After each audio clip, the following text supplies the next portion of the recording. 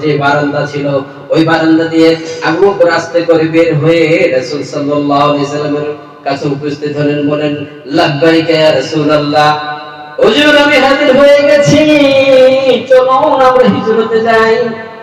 আমার নবীর চেহারা দেখে আবু বকর দেখেন, আমার নবীর চোখ দিয়ে ঝরঝর করে পানি পড়তেছে। আমার বলল, হুজুর কেউ কি আপনাকে কষ্ট দিয়েছে, ব্যথা দিয়েছে? না রে আবু বকর, আমাকে কেউ কষ্ট দেয় নাই, ব্যথা দেয় নাই। তাহলে নবীজি কেন আপনি কান্না করতেছেন? আমার নবী চোখের মনে ছিল, আবু বকর রে, এটা আমার বাবার জন্মভূমি, এটা আমার মার জন্মভূমি। আজকে আবু জাহেলের যন্ত্রণায় আমার এই জন্মভূমি ছেড়ে আমার হিজরত করতে হইতেছে। এজন্য আমি রাসূল কাঁদতেছি আর ওই কাবার দিকে তাকিয়ে আছি। আমার মায়েরা বন্ধুরা, রাসূল সাল্লাল্লাহু আলাইহি ওয়াসাল্লাম বলেন, আবু বকর রে, তাড়াতাড়ি চলো, আবু জাহেল আসে পড়বে।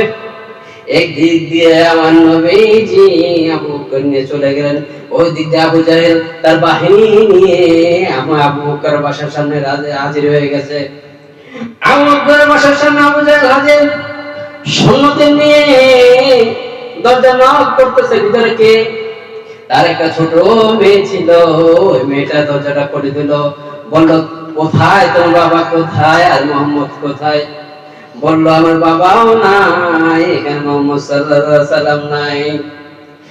আবু বকর, তাহলে তো মুহাম্মদ সাল্লাল্লাহু আলাইহি সাল্লাম চলে গেছে, তাহলে কি করো? এই মেয়ে দিকে আসো। ওই আবু বকরের ছোট মেয়েটাকে আবু জাহেল এত জোরে একটা থাপ্পড় মারছে, ওই ছোট মেয়েটার কান ফেটে রক্ত বের হয়ে গেছে। এই কানের শব্দ, এই কান্নার শব্দ আবু বকর অন্তরে গিয়ে লাগছে। আবু বকর বলে, হুজুর আবু জাহেল আমার বাসায় এসে বলছে।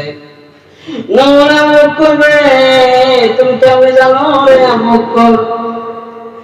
আবু বকর বলে, ইয়া রাসূলুল্লাহ, ইয়া হাবিবাল্লাহ, আমার মনটা সাক্ষী দিতেছে ওই আবু জাহেল সে আমার ছোট বাচ্চাটাকে মারতেছে।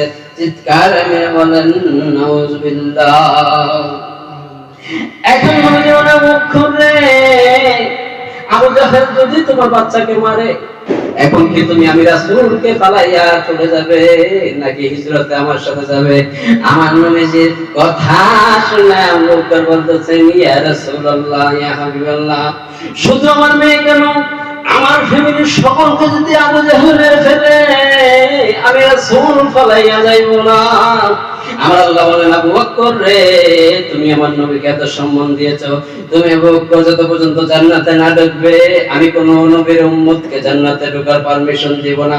চিৎকার মেরে বলেন, সুবহানাল্লাহ। সেই আবু বকর যদি আমরা হতে চাই তাহলে কি করতে হবে? নবীর কথা মানতে হবে। আর নবী বলছেন 31 নাইট পালন করা যাবে না, এটা ইহুদিদের একটা কালচার ডে। কাল হাসরের ময়দানে ইহুদিদের সাথে আমরা জাহান্নামে চিৎকার মেরে বলেন।